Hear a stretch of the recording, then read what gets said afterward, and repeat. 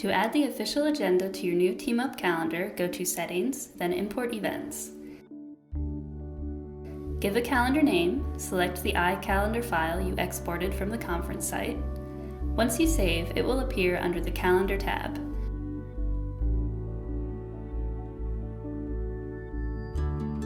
You can disable the other calendars you don't need now.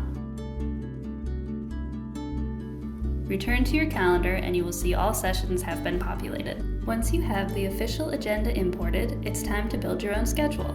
To do so, add a calendar for yourself by going to Settings, then Calendars. You can add a new calendar or rename an existing one to yours. Choose your color and activate it.